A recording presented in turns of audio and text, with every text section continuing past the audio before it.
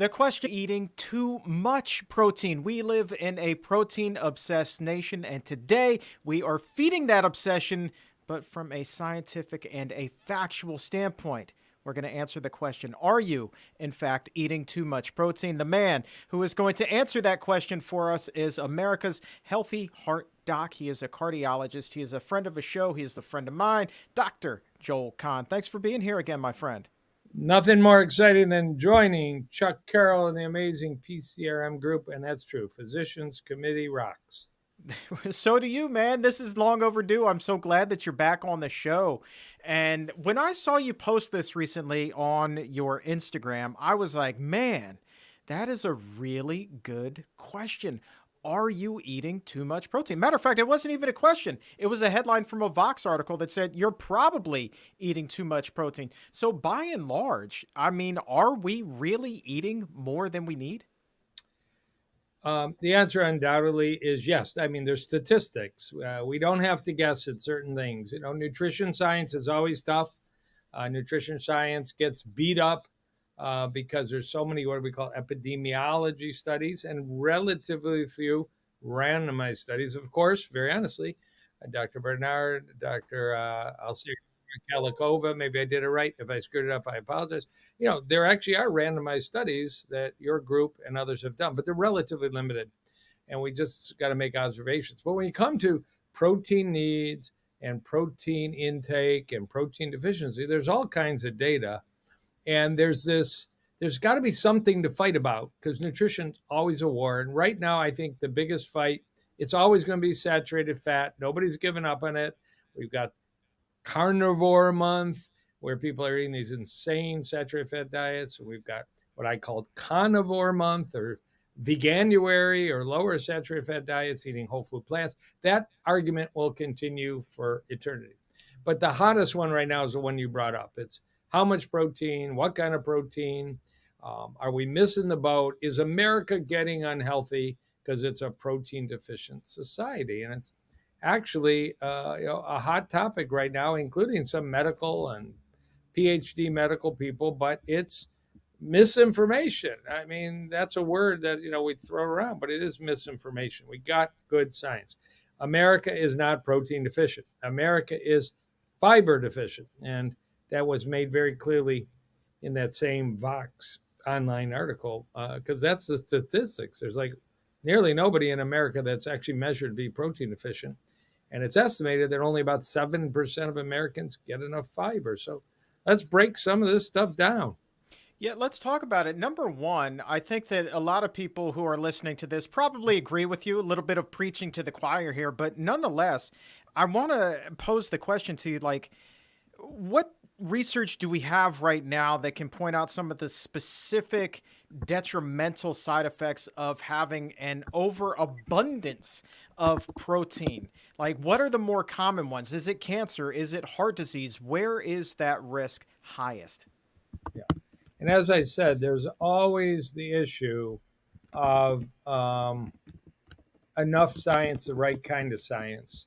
But there is science. So, when I want to know about a nutrition topic, if I can find research by Walter Longo, and some people know that name, it's a funny first name. It's not Walter, it's Walter, Valter, Longo, Longo, head of the Biogerontology Research Unit at University of Southern California. Um, he's published on this topic, and many people feel he's the leading scientist. He is the most funded scientist in the United States on the topic of nutrition. And he's also vegan 19 meals a week. He does eat fish 2 times a week. So we can call him on our team largely. He's certainly not on the carnivore team. And like, for example, back in 2014, he published a paper called, and listen, low protein intake is associated with a major reduction in cancer in overall mortality in people 65 and younger. So, I mean, he didn't pull this. He never is the kind of scientist, Dr. Walter Longo, PhD, to pull anything out of his hat without good data. And there's basically a pathway he's big, as we all should be big, in knowing about something called nutrient sensing pathways. And we have ways in our body that if we up our protein intake, we identify at the cellular level in our prostate, in our breast, in our colon, in our pancreas, these scary places that like to make cancer. We sense that we're intaking more of these amino acids, and particularly the structure of amino acids that come from animal products, which often have a lot of amino acid. Again, amino acids are the little building blocks that build up into peptides, that build up into proteins. And when you're eating a bean burger or a beef burger, you're eating protein and fats and some carbohydrates that get broken down, and you'll get amino acids. So the amino acid methionine and the amino acid leucine, particularly, have been associated with aging, dementia, accelerated disease, early mortality. And that's coming from animal sources. But they looked at about 6,400 Americans in a database, and they do how many calories they ate and what breakdown was from carbohydrates, fat, and protein, and what breakdown there was from animal proteins and the legumes, our favorite plant proteins. And we know this nutrient sensing pathway that certainly animal protein sources like beef and chicken and turkey um, and fish, they will trigger the increase of a pathway that results in a hormone called IGF-1, insulin like growth factor 1. And that was part of this 2014 study. And in fact, the official title of that study was Low Protein Intake is Associated with a Major Reduction in Insulin like Growth Factor 1. If you've got a little spot of prostate cancer, breast cancer, colon cancer, pancreatic cancer, insulin like growth factor may stimulate more growth of that little cancer and may stimulate it to a higher level. So they looked, just as one example, in these 6,400 Americans, and they found that the low protein group had a much higher freedom, a much lower risk of cancers, and actually had a better survival than the high cancer group. And there was a little bias that was mainly true in people under age 65 because you start to get a little frail and a little called sarcopenic and might focus a little bit more on protein from age 65 and up. But this wasn't subtle. There was a big increase in cancer risk and a big drop in overall chance of dying in these high protein and particularly high animal protein group. They actually were able to sort the plant protein group, and these observations weren't seen in the plant protein group. So it's something unique and warning about high animal protein diets. But what's everybody hearing at the gym? You know, you want to be strong, you better add more chicken breast and add more beef and add more turkey. And even I'll give a shout out, and I hate to do this, but I will. I was reading a book, Younger Forever, I think is the title, by Dr. Mark Hyman. He's a friend. I like Dr. Mark Hyman. He just got married. I wish him well and all. But in his book, it's a year old. I was reading it last year. I like to read these books and see what people are saying. It talked about the importance of keeping your muscle mass because you don't want to become frail and you don't want the wind to blow you over and break a leg. That's never a good thing at any age, and it's definitely not a good thing at an older age. And he said, if you want to build muscle, you have to eat muscle. And I'm pretty sure he wasn't talking about, lentils. And, when you read that from a number of medical people all over, you say, where is their science? Where is their data? And that's, again, why I turn, whenever I can, to Dr. Longo's research. And just to finish, I know I'm long-winded, but I'm so passionate about this topic. There is another study by the same research group, not in 2014, but a year or two later by Dr. Longo, where they also looked beyond cancer at diabetes risk and overall heart health risk. And there was the same observation, these higher than needed protein diets and the way 98% of Americans are doing it is, of course, chicken and beef and turkey and fish. We're associated with all those other diseases we just mentioned. And it's just, again, I hate using the word misinformation, but it's medical misinformation that's not consistent with the science. So we can talk about what our government, recommends and what level of protein they teach people about, but essentially, America exceeds it greatly, men and women, and honestly, every region and country around the world exceeds it. If you get enough calories, you got enough protein. And unless you're on some very bizarre diet, you got enough protein. Specifically, just to give you an example, I wish the average American male weighed about 160 or 170, but the reality is the average American male weighs about 200 to 220. And the recommended protein intake by Dr. Walter Longo is 60 to 70 grams a day. That happens to be exactly consistent with also USDA guidelines. And if you started to measure and started to count, many people are getting way in excess of 100 grams of protein a day from animal sources. And a lot of people are exceeding 150 to 200 grams a day. And some are doing it on purpose. Following that dictum, if you want to build muscle, you have to eat muscle. So I guess if you want to build a lot of muscle, you're going to eat a lot of muscle. And it isn't borne out by the science. And Dr. Longo would recommend for a woman weighing about 130 pounds, more about 40 to 45 grams of protein a day. But there's a lot of women that weigh a lot more than 130 pounds in America nowadays, just the way, although you're supposed to judge that a bit by lean muscle mass and all. So that's where the science comes from. And, I just wanted to throw that all out there. Yeah, I'm curious. When he mentioned specifically a low protein diet, was that 60 to 70 grams, or for women that little bit less, or were they talking about something even further down, maybe like 30 grams a day? Do you recall? Yeah. So again, I paid some homage here to Dr. Longo, and I just want to come back and give one more shout out there. And we also got to pay homage, of course, to our beloved Garth Davis, MD, the handsomest vegan doctor out there for sure, hunky, and a bariatric surgeon in Houston. And I say that he's a wonderful guy. And I read his book, Proteinaholic, a book I'd recommend to anybody when it came out, I think around 2018. And I actually reread it last month. And I got attacked by the meat eaters. What do you guys read each other's books every few years and promote them just for mutual profit? No, I actually read it because it's a very good book.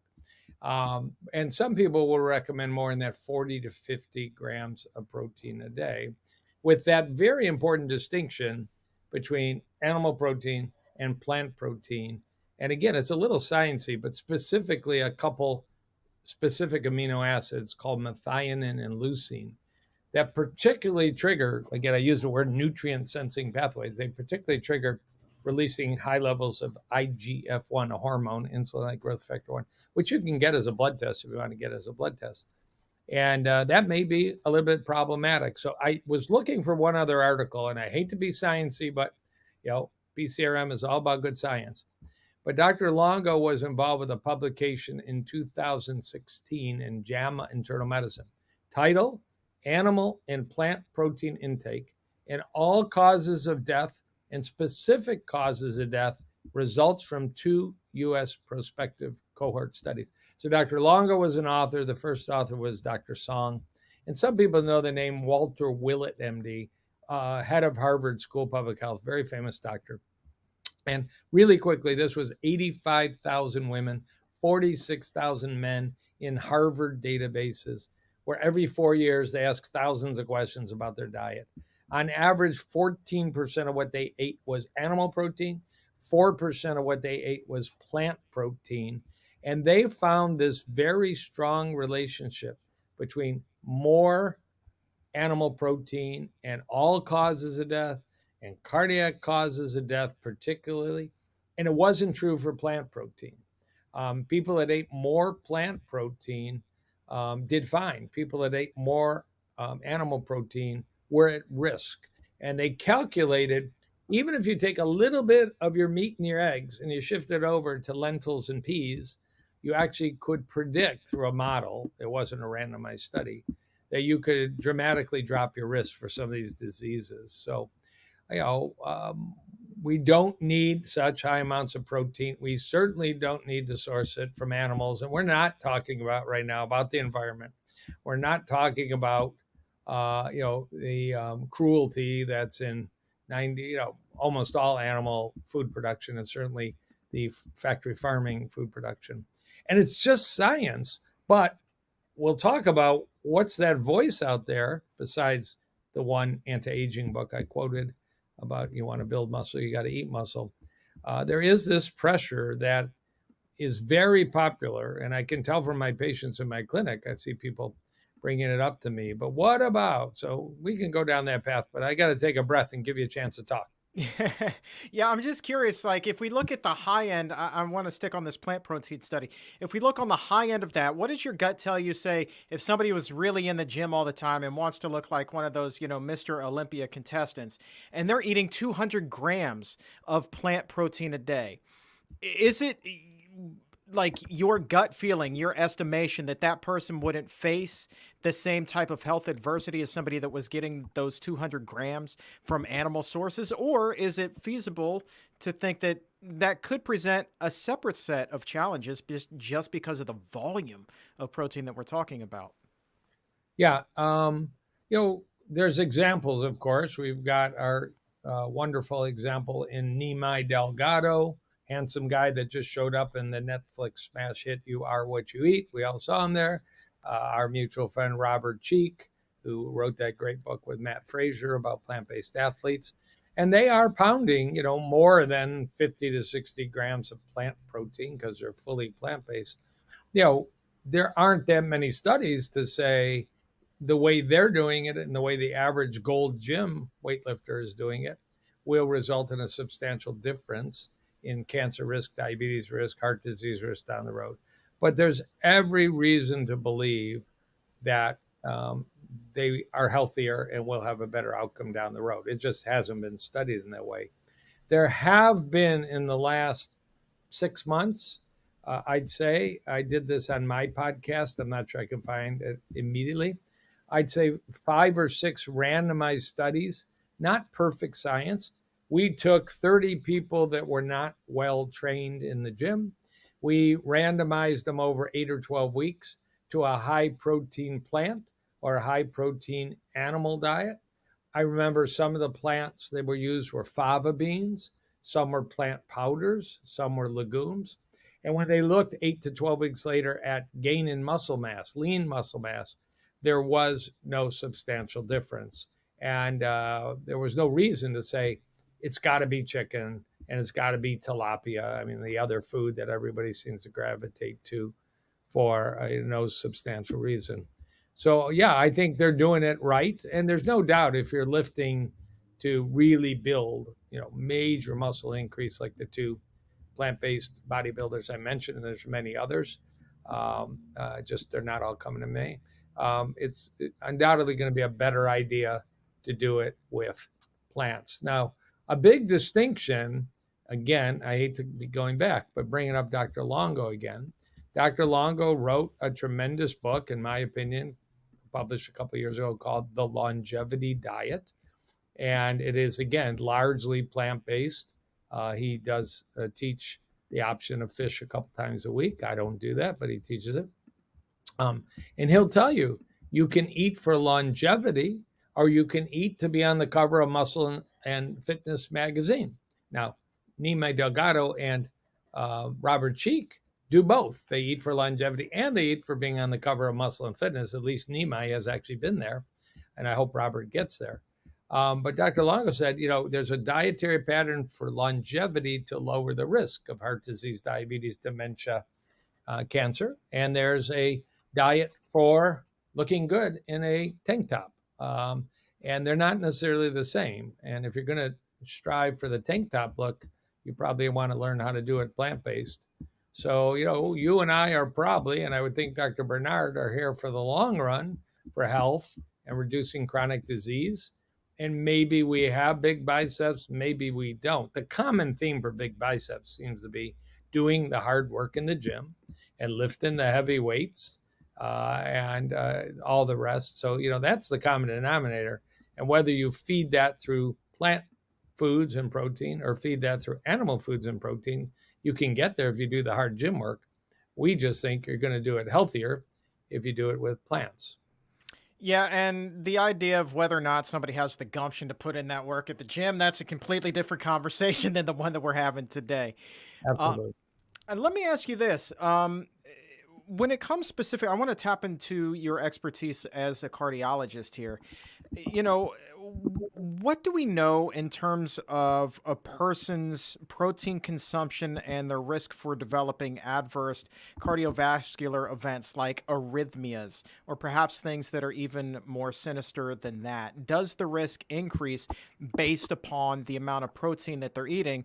And subsequently, even if that answer is yes, could I surmise that it also depends on the source of said protein? Yeah.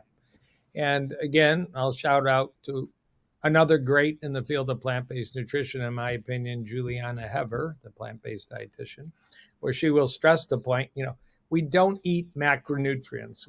Even though you go to Chipotle and then what's your protein you're going to have in that sofrito bowl, it's not protein. It's a piece of chicken that has fats, sometimes more fat than protein. Depending on how it was raised. It has, not much carbohydrate. It's got salt and other things in it.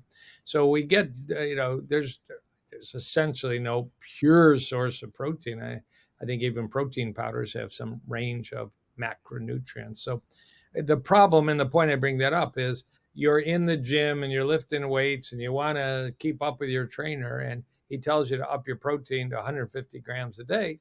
So you start eating more chicken and more tilapia and you're going to get more saturated fat. And if you're not buying super high quality sources, you're going to get more, herbicides, pesticides, the bioaccumulation, the PCBs, the DDTs, and the heavy metals like mercury that come with all these foods and are clearly less abundant in plant-based foods. They may not be perfect, but they're less abundant, more glyphosate and concern.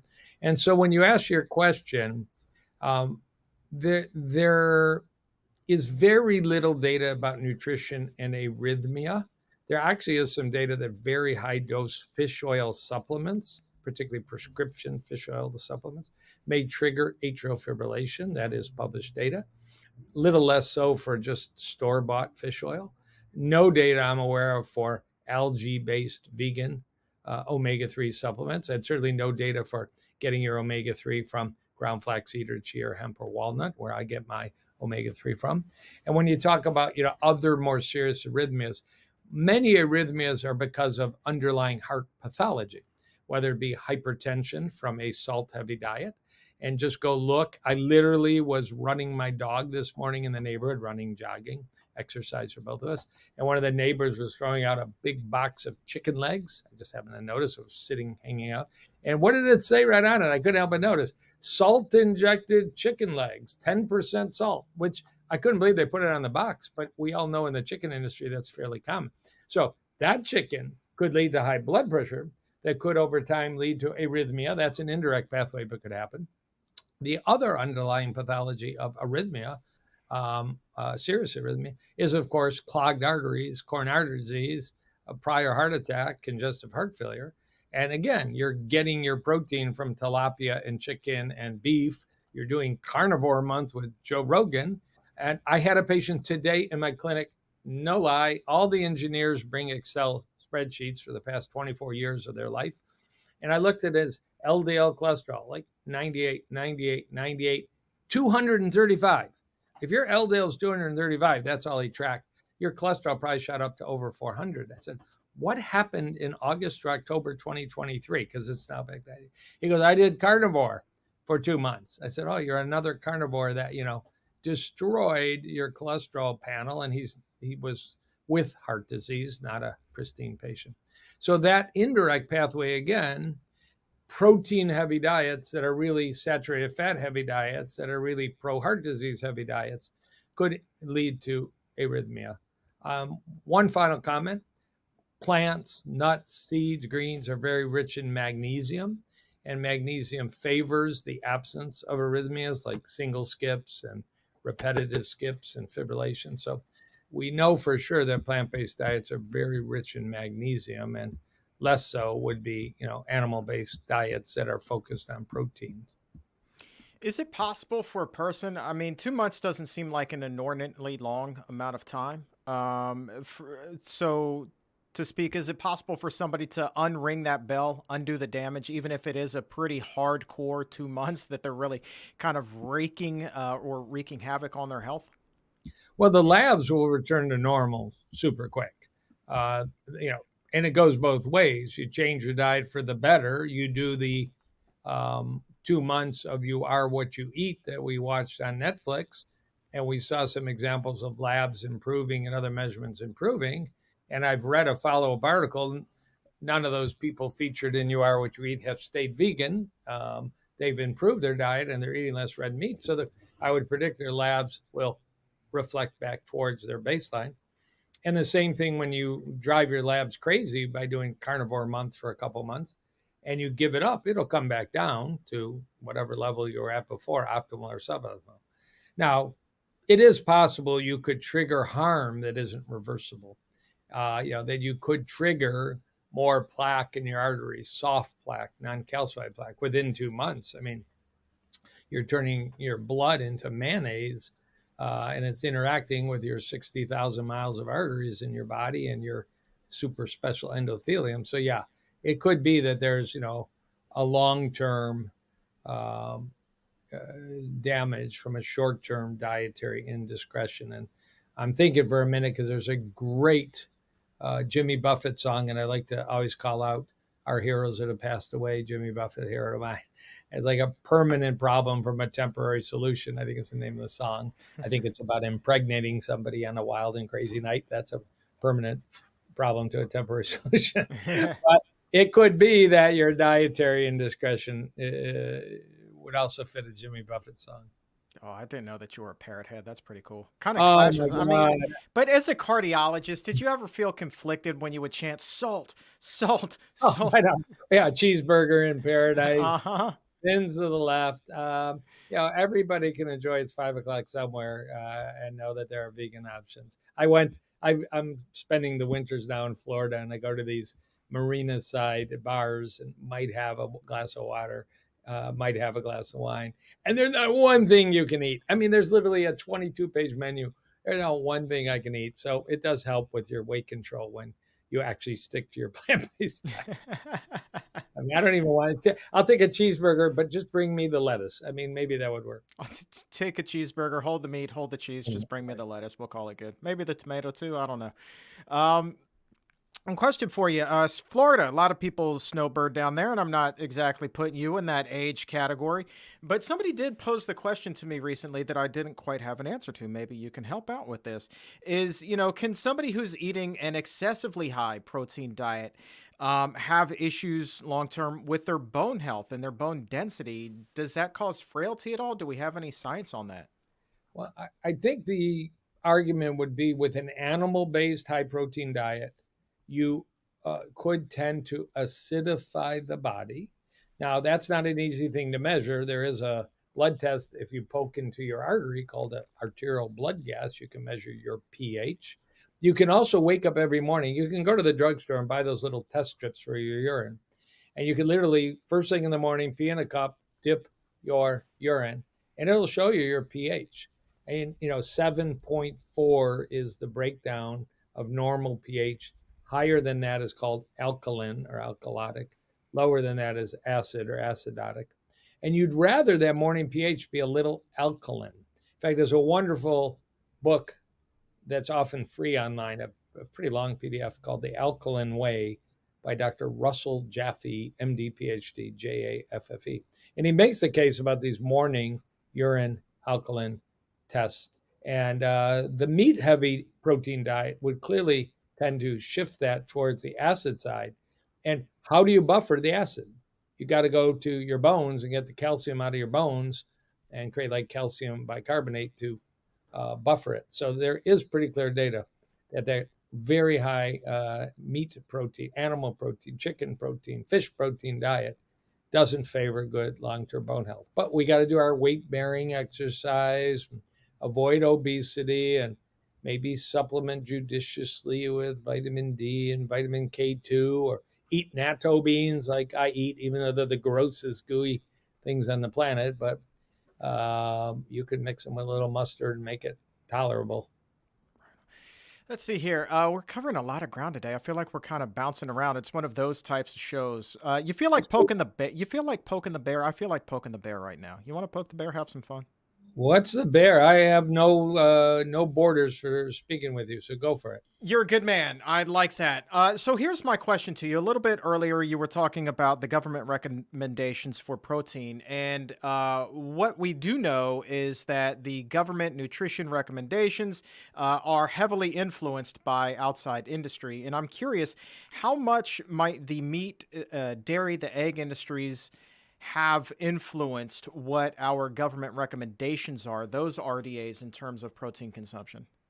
Yeah, and I don't think there's any doubt that enormously. I mean, yes, there are some lobbies that represent, the broccoli growers. There really are, and the rest, but they pale in comparison to the dollars that are available to wine and dine politicians, and, official lobbyists for the ag lobby and the dairy lobby and the meat lobby. And of course, they've been, suffering to some extent. It's not like the world's gone vegan, but there has been a bit of an awareness that wasn't present 20, 30 years ago. So without a doubt, I mean, the classic example is, and I think Michael Greger teaches this, that the DASH diet, DASH, which is often rated by the U.S. News and World Report as the number one diet to follow. It's the Mediterranean diet, low salt version. I would argue go read Dr. Longo's longevity diet and follow that, but maybe skip the 2 servings of fish a week. I think it's a healthier diet to follow if you're not completely plant-based as I am, and hopefully you are. But the DASH diet was going to be an all plant-based diet, and then there was influence, and it became a Mediterranean low. So there's some politics at play for sure. It's very, very heavy. I just finished reading a book. It's about a year and a half old. It's not exactly the answer to your question, but a book called Sickening, Sickening, by John Abramson, MD. And it was about, and he's a very well respected Harvard physician on a lot of TV shows and interviews. Not that that defines well respected, he's just well respected. That this triad between industry and lobbyists, the FDA, which would include food guidelines, and medical journals, the fact that medical journals make a ton of money by being selective in what gets published. And particularly in terms of the pharmaceutical industry, that's part of that triad. I think I left out. I didn't mean to leave out the pharmaceutical industry. But medical journals publish science that they can then sell the reprints to the pharmaceutical industry. And it seems like a silly thing, but as a doctor, when a pharmaceutical agent, a drug rep, comes to my office and they've got a drug that has science, they're handing me an article. Well, don't think about it. That article just created millions of dollars of revenue for the journal, and the broccoli article doesn't create millions of dollars of revenue. So it's sickening how hard it is to actually get credible data on some of these most important topics for health, like the best diet and the safest drug and the natural treatment. So there's no doubt that's true. And again, your leader and my mentor, Neil Bernard, has published on the egg industry and, publications that are without egg industry funding and publications that are with egg industry funding. And there's a completely different message based on the source of the article. I have to say, I am not an anti-statin cardiologist, and this is more pharmaceutical than food, but I actually got challenged by a patient today by email. Find me one randomized study involving a statin like Lipitor that doesn't have pharmaceutical industry funding that showed an advantage. And so far, I haven't been able to find one. I have to say, it's shocking to me. Every single one I look up and use when I really go to the funding section, there's a pharmaceutical name there. I mean, I'm going to keep looking because I can't believe out of the hundreds and hundreds, I can't find one, but I haven't yet. And it's not going to be too much different when you look at an article about beef or eggs or dairy. Um, I can tell you something. You want a cute little nutritional thing here about dairy? Bring it on, my man. This is, we're hitting hot buttons here. If if the science is right, it could distress some of your listeners that you can find clinical research that suggests that some studies say dairy reduces heart disease risk. And some other studies say dairy reduces overall risk of disease, like all cause mortality. Maybe specifically fermented dairy, like kefir and yogurt and some cheeses.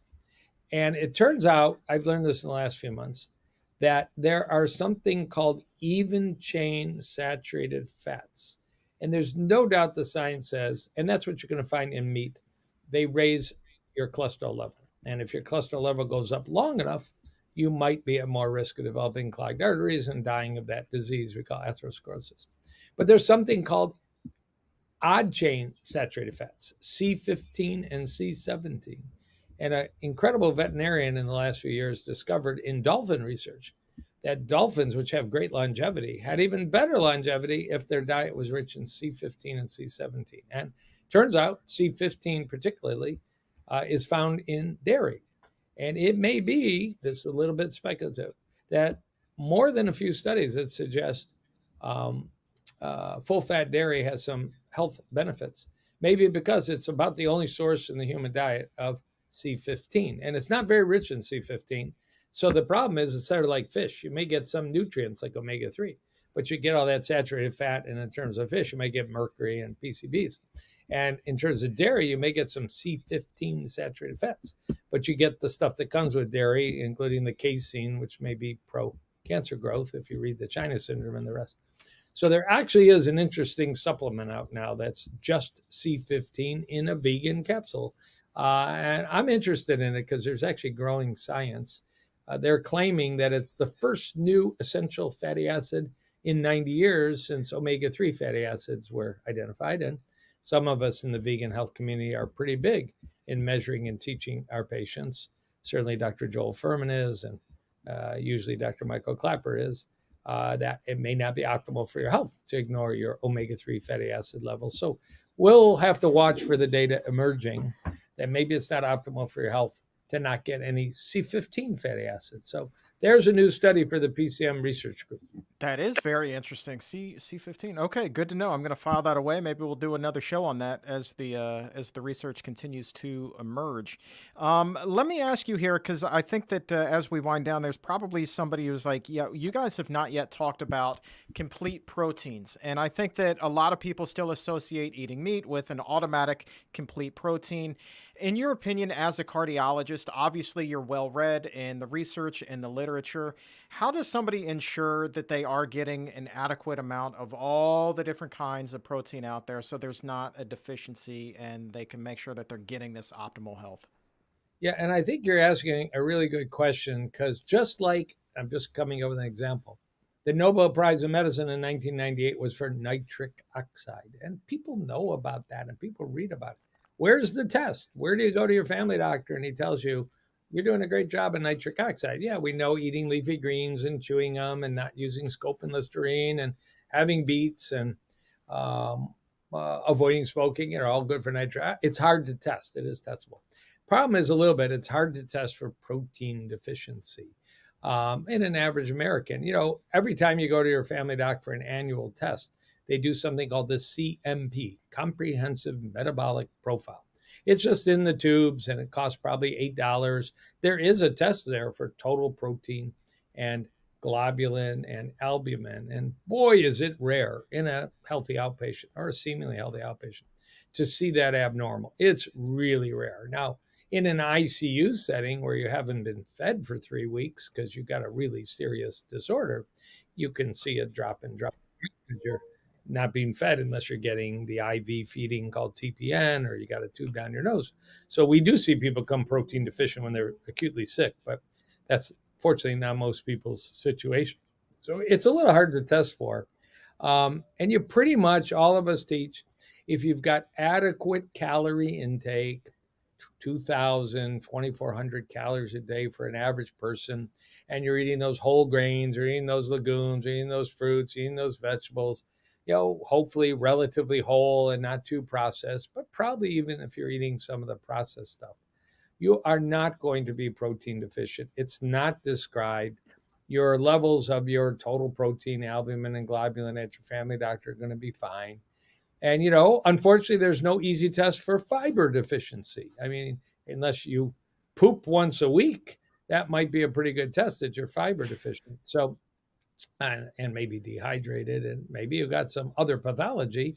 Maybe you're taking Ozempic, Wegovy, and Mounjaro, because those sometimes can make you horribly constipated. And we know a recent publication, Dr. Bernard has pleaded, you can lose weight with whole food plant-based diets and avoid the side effects of those GLP-1 agonists like Wegovy and Ozempic and Mounjaro and Zepbound, because they can bind you up and do other nasty things to your GI tract. So the bottom line is, it's hard to measure, and people don't need to worry. And you don't have to do it right. You don't have to have this exact food for breakfast combined with this exact food. I think we know that like beans and rice happen to be a great balanced source of almost all the amino acids, and tofu, tempeh, edamame happens to be an almost perfect intake of all the amino acids. But if you're not doing it right, it's still working for you. And if you're going to go to the gym, maybe read a book like The Plant-Based Athlete by Matt Frazier and Robert Cheek. Maybe read a little bit about Nime Delgado. There's a lot of good sources. But for most of us that aren't training for the Arnold Mr. Universe competition, I mean, we should be worried about too much saturated fat, too little fiber, too much added sugar, too much added processed chemicals and pesticides. That's what we should be worrying about. All right, let me end with kind of a fun question, which will lead us to a big event that you've got coming up with Dr. Joel Furman on March 12th. In your years as a cardiologist, what is the single biggest cardiovascular transformation that you can recall? A patient walks through your doors in really wicked bad shape, maybe arteries clogged for days. A lot of people might even write them off for good. What's the biggest transformation you've seen a return to health? Well, one is I always got to give a shout out to fellow Detroiter and leader of a group called pbnsg.org, Plant Based Nutrition Support Group.org, which Dr. Neil Barnard has spoken for many times. And I have a great picture of Paul Chatlin, Neil Barnard, and me together at one of the lectures in Detroit. And Paul in 2013 was a very sick 55-year-old businessman having horrible angina. They were talking about a heart transplant. And somebody at the Cleveland Clinic, because Paul drove down and anticipating he was going to get bypass and valve surgery and maybe a transplant, whispered in his ear the day before bypass, "We've got this guy named Esselstyn." True story. And maybe you want to give him a phone call. And Paul was a contrarian and checked out and called Esselstyn. And Esselstyn said, "Go home. I'll call you in the next few days." And Paul became the #1 Esselstyn diet follower. And I met him a couple months later. He called me. We had a great meeting, and we started up this organization that still has thousands of attendees. And we have an active educational schedule, pbnsg.org. Great, great organization, support group all over the country because it's all by Zoom now. And, it saved Paul's life because, he started doing yoga for an hour and weightlifting. And now I talked to him yesterday, rides his bike for 2 hours, and he never had the transplant, never had the bypass, and looks now at a man in his mid 60s, 10 years younger. And I'd say that gets a shout out extraordinaire. And it's a story that's still going so well, thank God. Love that. That's such a great story. On I the will brink. tell you though, I just had a lady, not as dramatic, 3 weeks ago. I mean, does this heart disease reversal work? And she consulted me by telemedicine. I think she lives in California. And I got her into the Ornish intensive cardiac rehab program through her insurance because she was having angina every time she walked, every time, like Michael Greger's grandmother. And when I followed up, I said, "How are you doing?" She goes, "I've only in this program 3 weeks, changing my diet, managing my stress." She goes, "I don't get symptoms anymore. I mean, I can do things around the house I couldn't do 3 weeks ago." That's how quick this stuff can happen.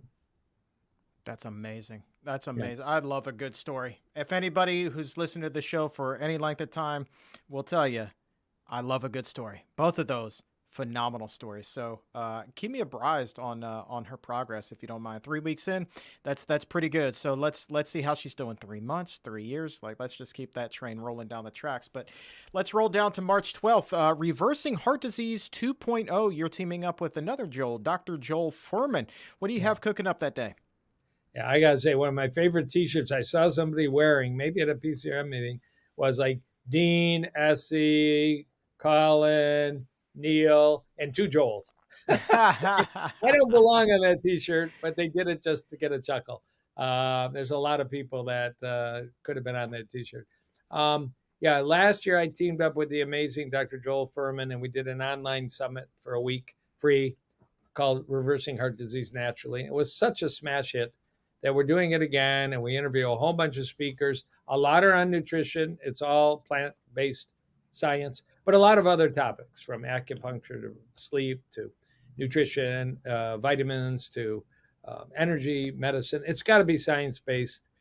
We talk a lot about science. It's not voodoo. And that'll be March 12th for a week. And it's at a website, drtalks.com, drtalks.com.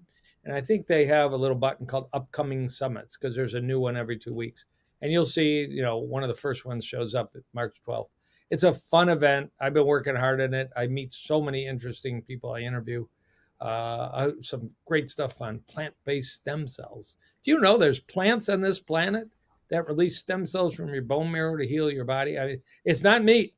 It's plant-based stem cells. It's certain mushrooms, certain seaweeds, and goji berries, and what do they call buckthorn sea berries, and actually blue-green algae from Klamath Lake, Oregon.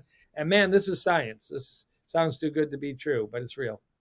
That is fascinating. All right, so we're gonna bring you back and talk about that too, man. I feel like we could just talk for days and days. You are a wealth of information. I love the fact that you just say so steeped in the literature and you're up to date on all of this stuff, man. You are a good man, and it has been a real joy to talk to you today, my friend.